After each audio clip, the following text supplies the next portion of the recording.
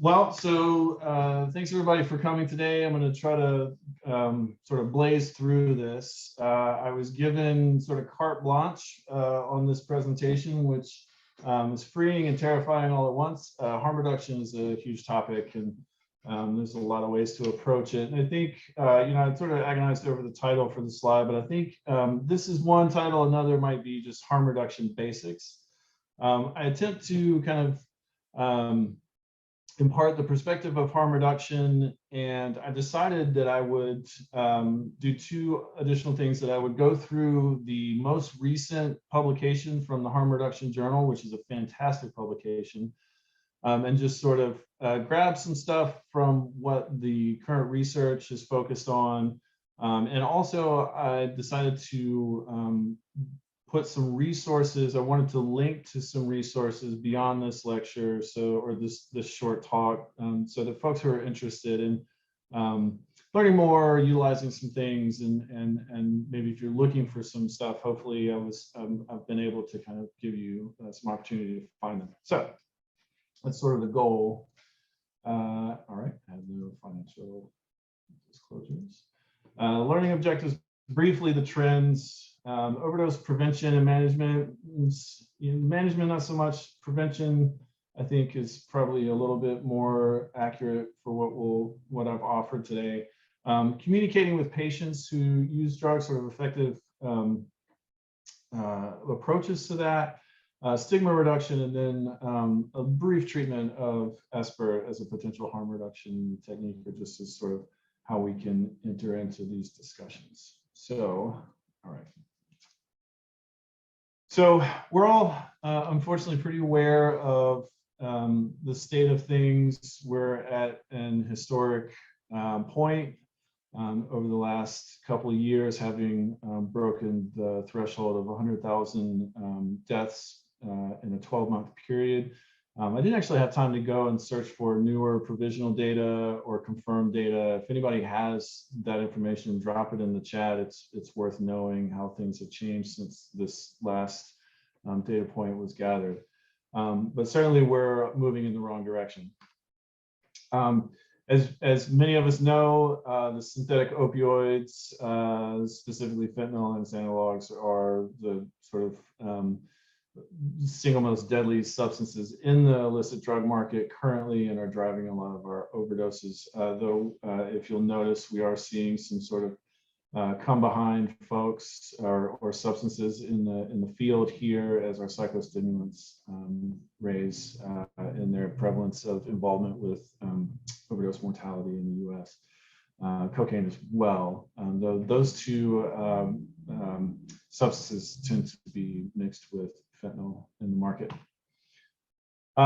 This is the part where I sort of, I think, bring in my perspective on some things, and it is backed by, obviously, by some research. But as a people, as a species, we've been using drugs for literally thousands of years.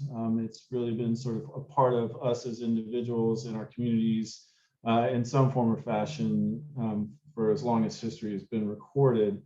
And I'd like to offer one sort of thought process here. This is from a published article in the Harm Reduction Journal itself around the sort of evolutionary context. And the goal here is to maybe just put ourselves as individuals and providers and practitioners in a historical context that includes everyone else that we live around, which also includes people who are actively using drugs as well.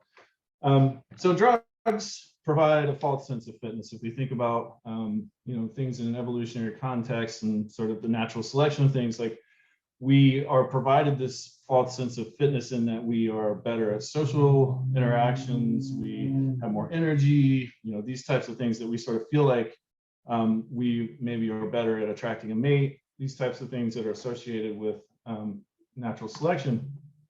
In the past, in sort of ancient history or ancient times of human development, it actually did provide increased fitness in the form of increased tolerance for thermal fluctuations, increased energy, decreased fatigue. Actually did have some impact on fitness in the past. And there's some evidence that these psychoactive plants and our nervous systems have sort of developed in tandem with each other. And you can think about how that, if you're exposed to a substance, neuroplasticity and the sort of evolutionary plasticity in these things, like at our offspring, our neurology may have changed. And then as we're sort of harvesting plants, their selection is also occurring as well. And this idea of euphoria versus happiness. So drugs used to create a euphoria that had some utility, but now, we have folks who are misusing substances and sort of developing a superfluous kind of happiness that isn't necessarily benefiting their fitness or their capacity to be successful in society.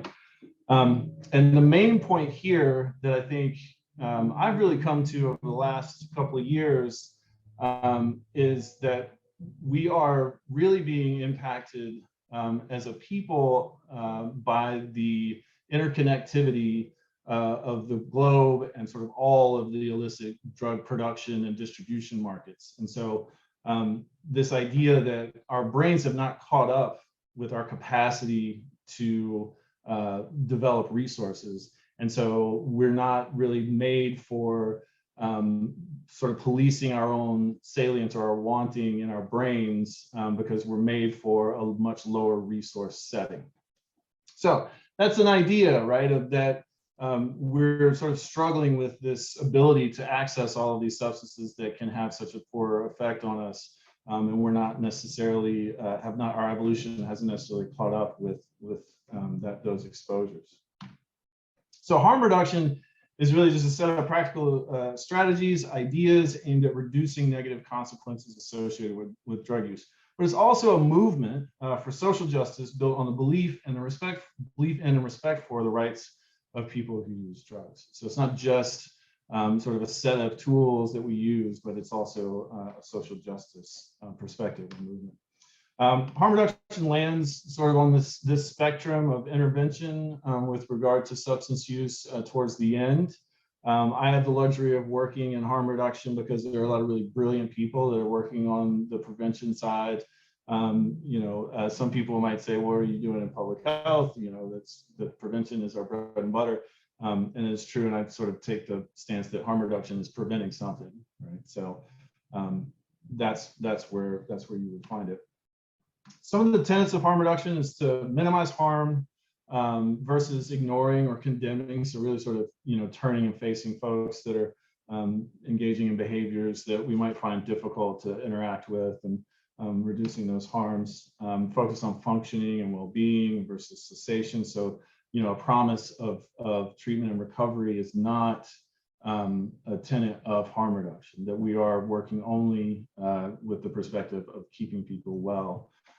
Acknowledging the continuum of behavior. This is incredibly important that, drug use is not drug use is not drug use. Like every sort of interaction with substances has the potential to be different from every other, and every individual sort of engaging in those behaviors does it differently. Recognizing the cumulative effect of social determinants, so sort of where you live matters, what you have going on around you has an impact. We remain neutral on legalization and decriminalization, and it maximizes the interventions options, which is why I have the stages of change model here. Those of you that are familiar with the trans-theoretical model of behavioral change, and this is the cycle that we're all in all the time for one thing or another. And so what harm reduction does is it meets people where they are. In other words, it doesn't wait for them to decide and get into the action phase of this model to seek out treatment or some sort of intervention, but we go to where they are, and we get to interact with folks who are in pre-contemplation, never even considered any sort of behavioral change, and can potentially have an impact on their lives, which we would otherwise not have. There's a lot of ways to incorporate harm reduction into clinical practice. We can screen patients for OUD, we can talk to patients about treatment, providing counseling services, prescribing. I take a broad perspective on harm reduction. Really anything that we can do that sort of moves us in a direction of wellness versus not is harm reduction in my view. And there's lots of other stuff. And this stuff here are ideas that picked up from my review of the harm reduction literature, the current literature, and what folks are publishing on, what sort of new efforts are being enacted. And I believe I have links to these in the references. If not, I can do that. I know I have links to a lot of things in there, and you know, I've gotten all of these. So with regard to overdose, you know, there's a couple of main things that we're trying to avoid with regard to substance use, and overdose is sort of top of that list, though, you know, we can definitely move upstream and work on stigma and just general health as well. But you know, as a provider, we can, you know, it's a good thing to just sort of know what is available with regard to treatment, understanding all the modalities and what's sort of happening in your state. What I've provided here, and I haven't tested sort of what happens with these links if I try to do it in a Zoom session, but do you guys see the web page here when I move it over? Yes. Great, Yeah, great. we can see it. Great. So this is the Behavioral Health Treatment Service Locator. So we are using this a lot actually in the Addiction Science Center for a current project. And it can be a little clunky, but it does give you some way to locate different services. It's my understanding from SAMHSA that they keep this pretty up to date as far as quarterly, and you can sort of pick from a lot of different things here. In addition, and I'm not a medical provider, and I'm not up on sort of what liability looks like, and so I don't, you know, I refrain from sort of recommending that we, you know, send folks to syringe programs. I don't really know how all of that works, and maybe Joyce would be able to comment, or others could comment on that. But knowing where these services are available, if we're talking about reducing the risk of overdose and of mortality, these services are sort of ground zero for that, and provide naloxone, drug checking equipment to help folks avoid fentanyl overdose. And most importantly in my book is the destigmatization, so the interaction with a service that is respectful and supportive is really important. So this link here will take you to an online database that is sort of hit or miss as far as it's up to date. If you're really interested in what's happening in Tennessee, I can help you out with that. The HIV prevention department at TDH has a good set of the current programs in Tennessee. Knowledgeable communication is, I think, something that we maybe you know, might not talk about a lot, but you know, we can really sort of move the needle on patient anxiety, and we can promote shared decision making, better outcomes by creating good relationships with folks that are actively using substances. And you know, we can do that by educating ourselves sort of you know, bravely in all of the components of substance use, and adopting some of the language, and you know, sort of not being avoidant of these aspects of substance use that might not be tasteful as far as we're concerned. But all of these topics here are specific articles in the journal, and I've linked to those here. But just understanding sort of like, there's an article about overamping versus overdosing with regard to methamphetamine, and users reporting, you know, that people aren't dying from methamphetamine use, they're overamping, and they're having sort of they're having mental breaks, and if people are dying, it's because they had a physical sort of precondition that their use exacerbated. So these are sort of qualitative studies and things. And so just understanding sort of the perspective of the folks that you're talking to, I think, is really beneficial. The National Harm Reduction Coalition has online trainings. They cover a lot of different topics, just basic harm reduction, but also communication strategies and just sort of ways to do it. And they're pretty affordable. I feel like they're less than $20 to do the trainings themselves. And it's just they charge because it supports, you know, the organization. This particular document here, I put in here because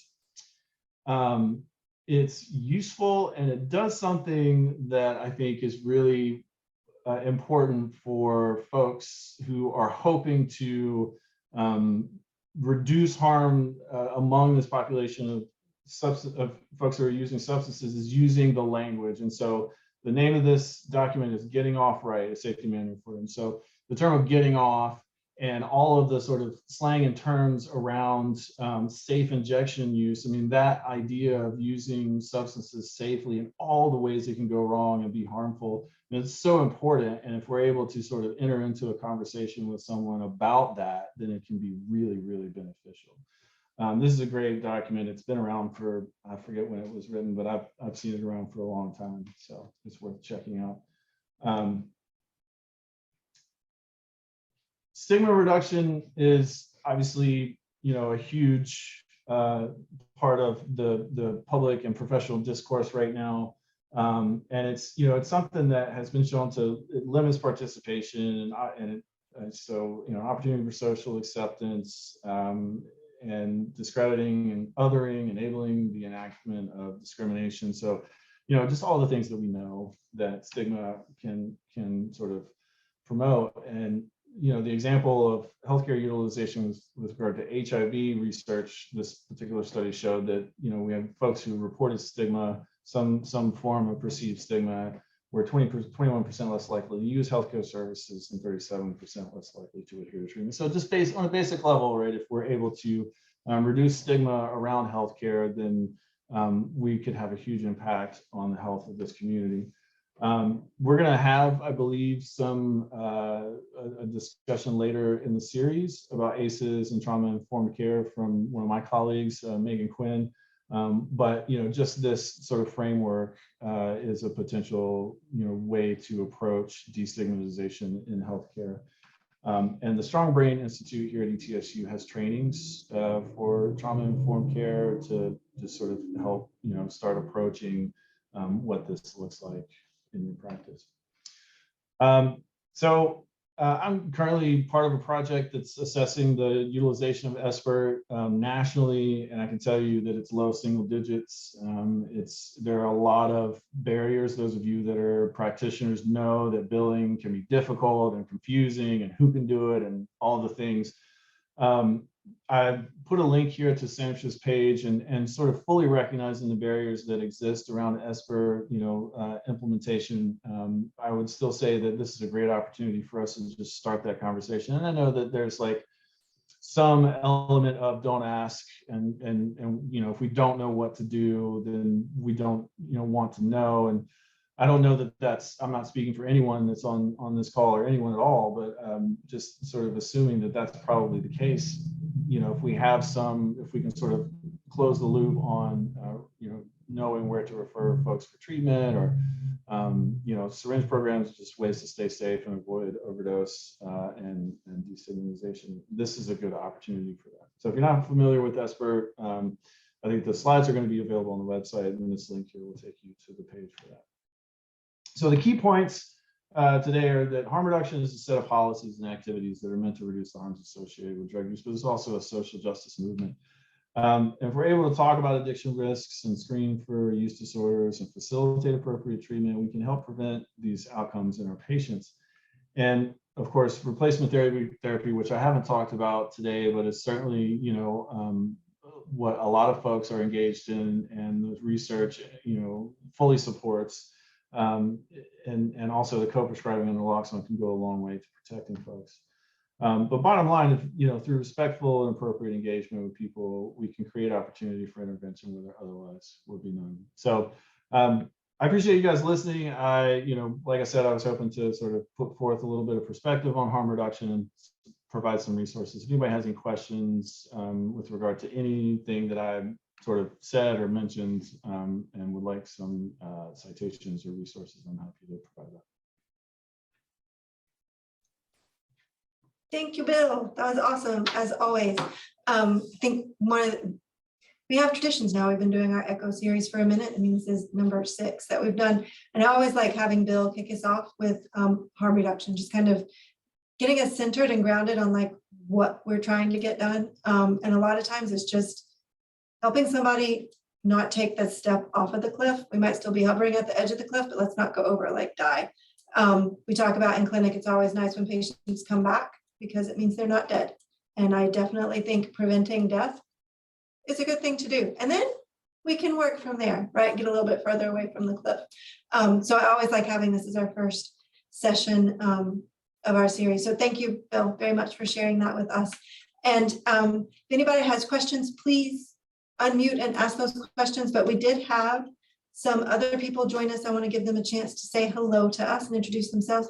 And Mary, I don't know if you've gotten in a place where maybe your unmute situation and we can hear you can be hard, but she did put in the chat that she's the director of I'm just going to grin when I say it because it's fun to say. Okay, it's Tatis. Okay. Thank you. And I was a bit confused when you called on Mary because my first name is actually Mary Linden. So I wasn't sure if you were talking to somebody else. So sorry about that. Mary Linden. Yes. Yes. So yeah, I'm an LCSW and Tatis is the Association of Addiction and Recovery Support Agencies across Tennessee. So yes, nice to meet you all. Nice to have you with us, Mary Linden, and I am glad you have arrived safely to your destination. Thank you. Angela Evans, you have also joined us. If you could unmute and introduce. She did. She was on. Oh, okay. Did you already introduce Angela? You just now got your own box.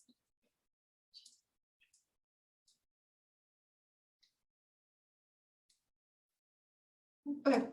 Maybe that is what happened. Robert, you've joined us. If you could unmute and introduce, please.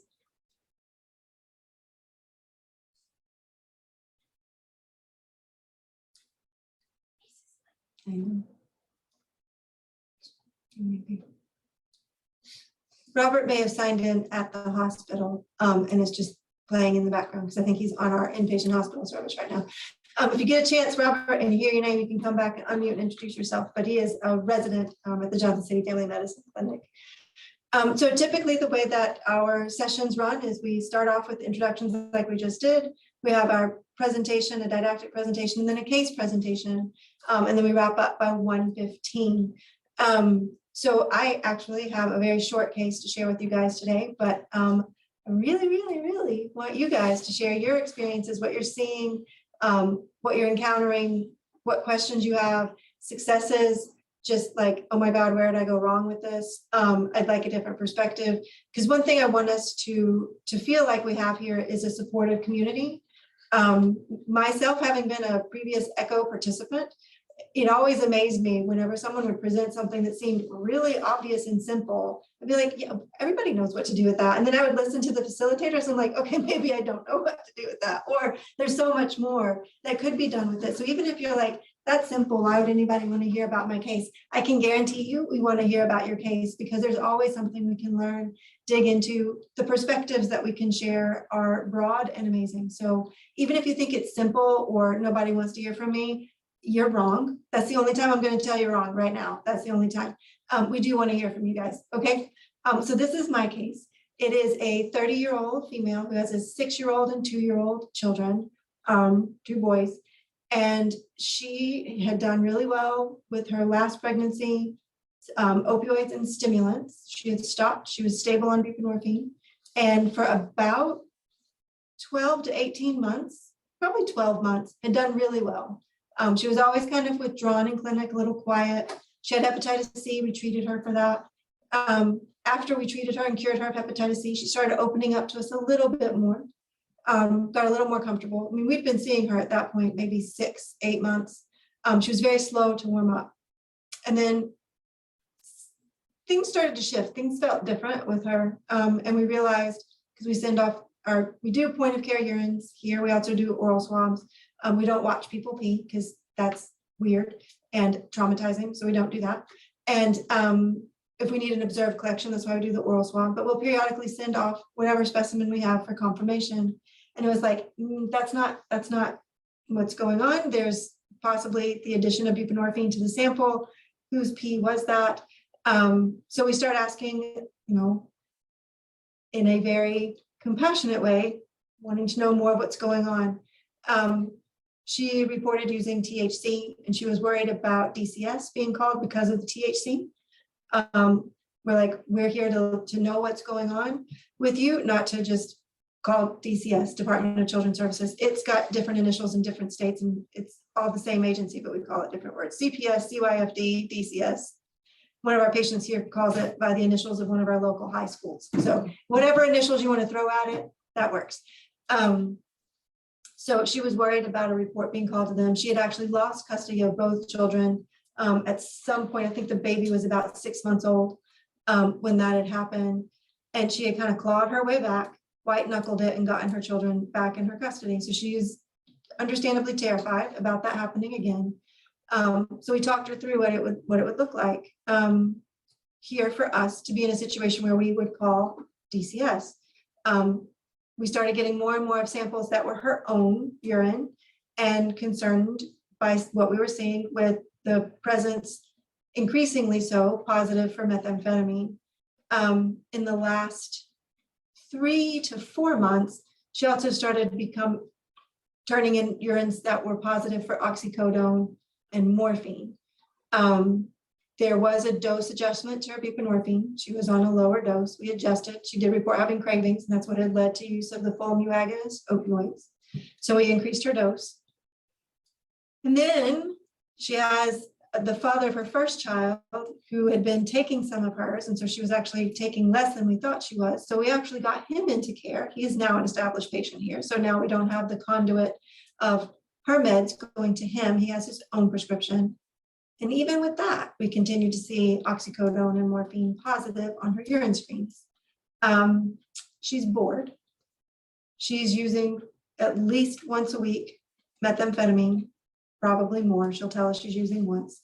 And then it came to our attention that she'd had a car accident where she'd fallen asleep behind the wheel. And then she also had an incident where she was pulled over going almost twice the speed limit in a 45-mile-per-hour zone with the baby in the car, both times. It was at that point that we did reach out to DCS. We'd also noticed that the youngest child was not progressing in his milestones. He's 2 years old. He has single words. He does not put words together. It definitely seemed like the trajectory he was on up to 12 months of age was normal, if not advanced. He was a very engaging, smart, figure things out child, to he only has like 4 or 5 words, and definitely not putting words together. Between the car accidents, knowing how much she was using, and the fact we were seeing this child fall off his milestone progression, we did contact DCS. And that is an example of some of the ethical, moral dilemmas that we face in the care we provide when we know that our patients are doing what someone does when they have a substance use disorder. I'm not reporting people who have diabetes because their hemoglobin A1C is 9 and they're taking care of children, right? Like that's not what we're doing here. So the ethical, moral dilemma of when do I engage with DCS? So in this case, we decided it was time. Any questions? And this is also, a good harm reduction, like harm reduction strategies. We used some, like pulling her partner, ex-partner into care, increasing her dose. She has access to naloxone. Any thoughts on Bill's piece with harm reduction, the case I just presented to you guys?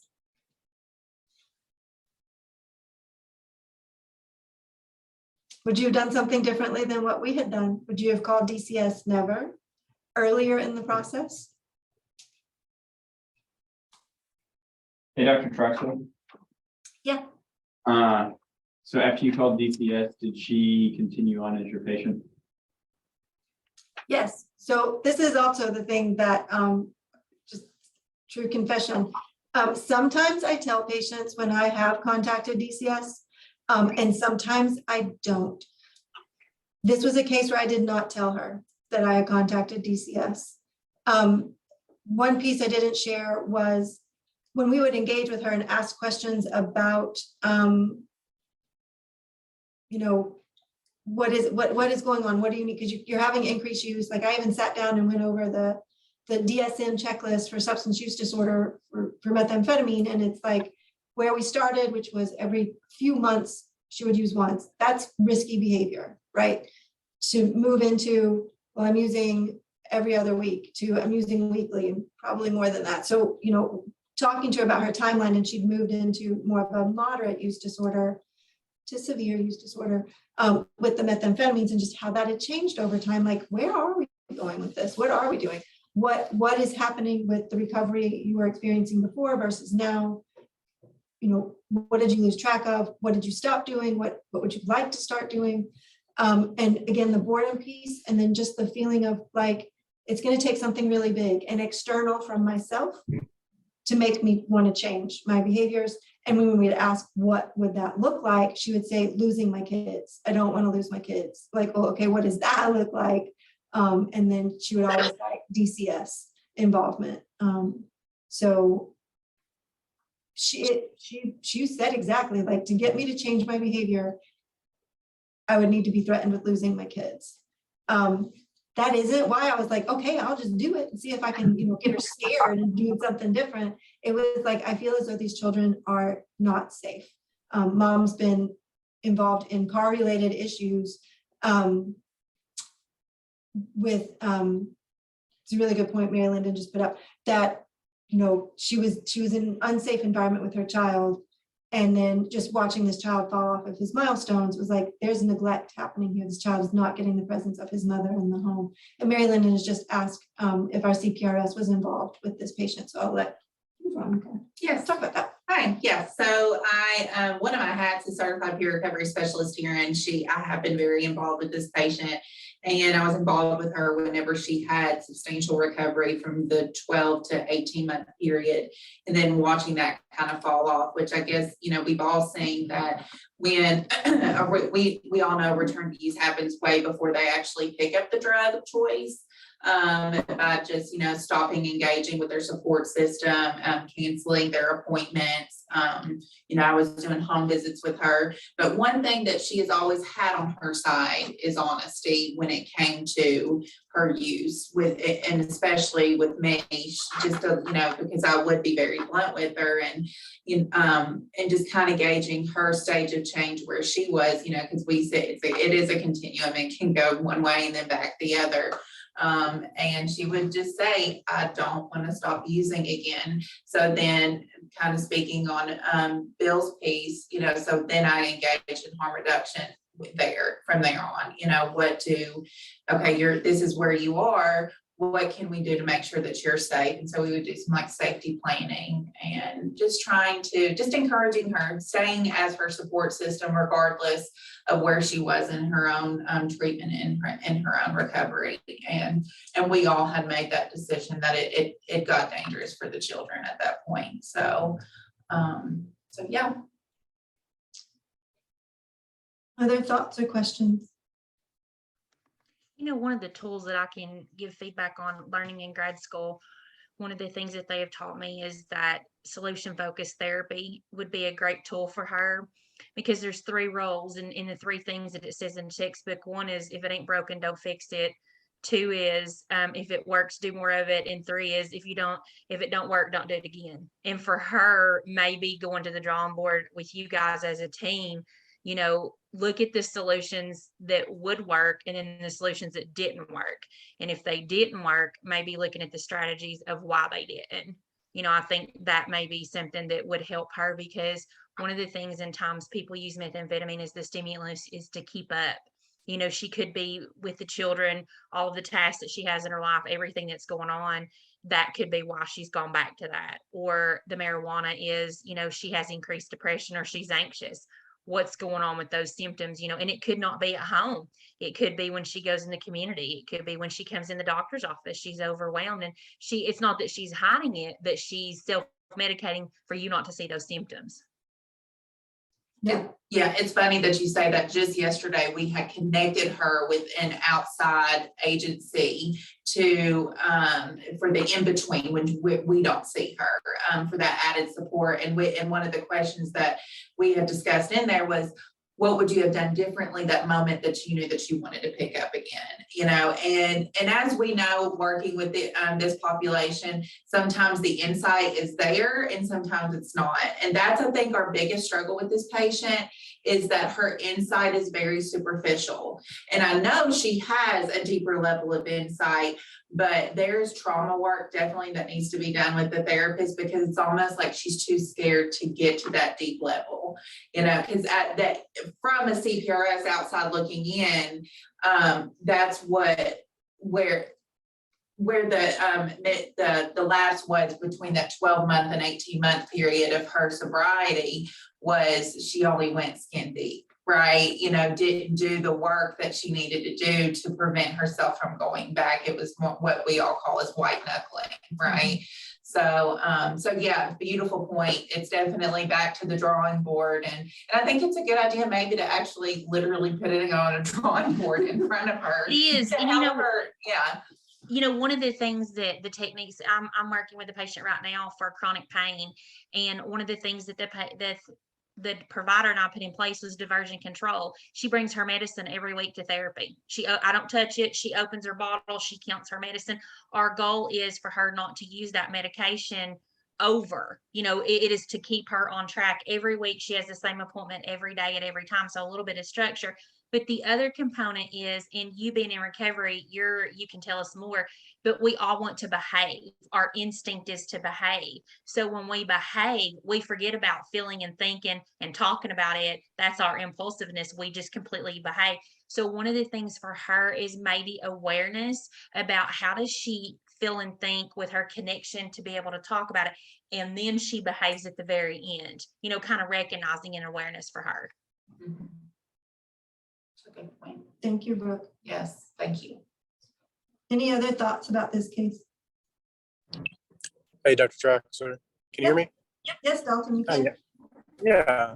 Yeah. So I, for the couple of days I've been there, it seems like there's always a story of this not to be named partner or friend or some type of associate who, you know, may or may not have an influence on kind of what's going on with the patient. And I know that in this particular case, the partner eventually came on as patient. So how, if any, did that, like, I guess, change her story or viewpoint, or I guess your interpretation of what was actually going on with her? That's a really good point, because that you know, one of the concerns was it's basically like it's diversion, right? Which we're all supposed to be like really crazy about and freak out about, but you know, it happens, whatever.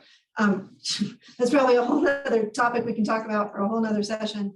But you know, there was diversion. She was giving her meds to somebody else. And so we addressed it. So she doesn't have to give her meds to somebody else. So ignore the ethical concerns about diversion for just a moment and think about, you know, we now have someone else who needed care and connection and support and to participate in groups and get some counseling, which he now is, which is lovely for him. And he's actually responding quite well to it. Maybe we're a little in the honeymoon period, but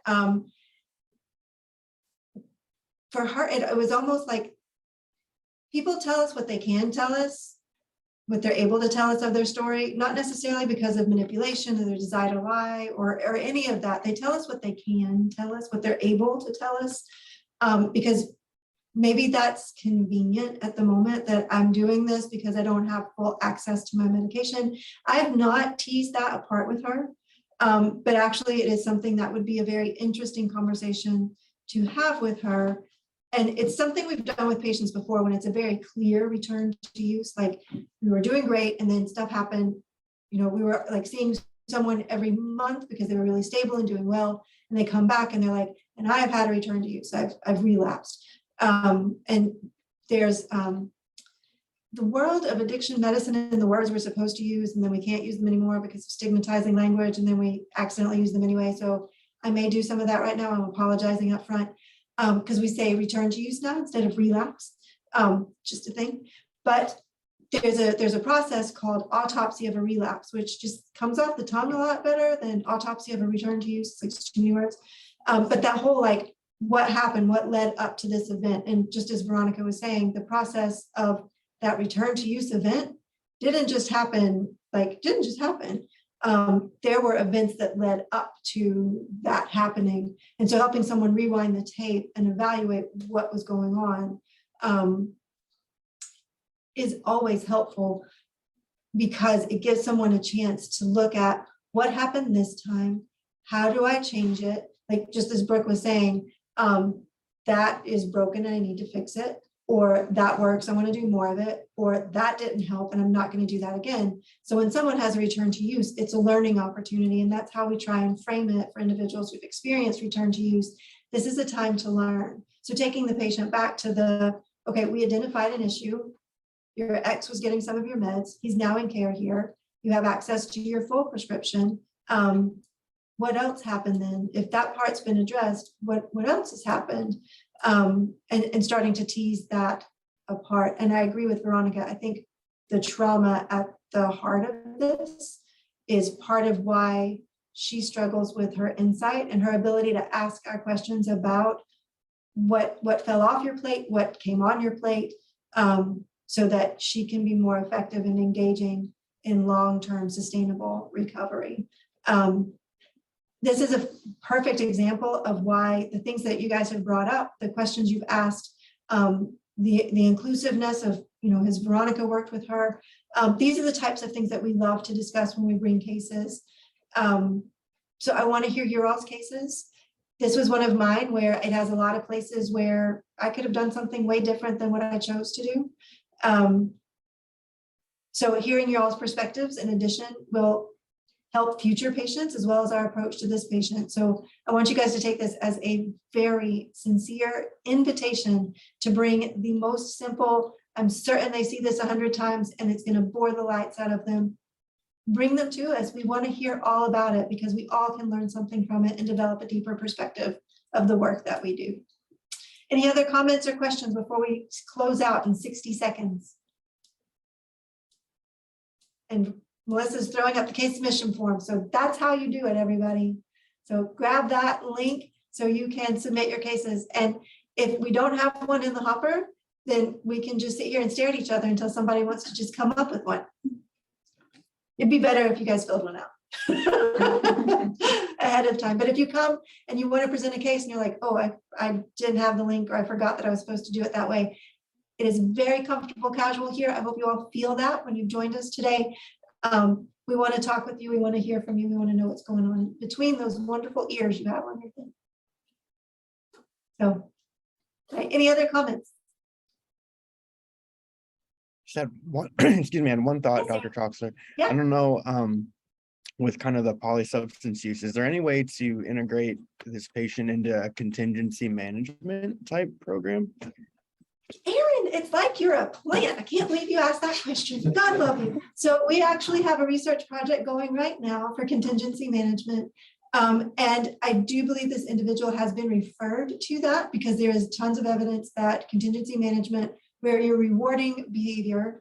So a lot of times like a urine drug screen or an oral screen is negative for a stimulant, and you get rewarded for that. Just showing up to do your give me a swab and let's talk together a little bit, get you an opportunity to pull for a prize. The more times you come, the more opportunities you get for a prize, the bigger potential for a prize. So there's evidence to show that that works really well with stimulant use disorder. She's been referred to that program and really hasn't taken us up on it. So, but Okay. yes. Yeah, no, that's a beautiful thought. And maybe that's a motivational interviewing place that we can work on her with and see if she wants to be more interested in the future in partaking in that program. So excellent. Thank you, Erin. Everyone, thank you. Mary, Lyndon, did you want to say something, please? Just Yes, a ma'am. quick addendum, because Erin's thought was great. I work with the Firefly program at Vanderbilt a lot, which is a mom's addiction care program. And they have found that their contingencies work best when they're related to the kids. If it's a toy for the kid or if it's something for the kid, it's much more motivating. Interesting. Okay. Yes, that's a lovely thought. Thank you, Mary Lyndon. Thank you, everyone, for joining us. We look forward to seeing you in 2 weeks. Count them, 2 weeks. Can't wait to see you all.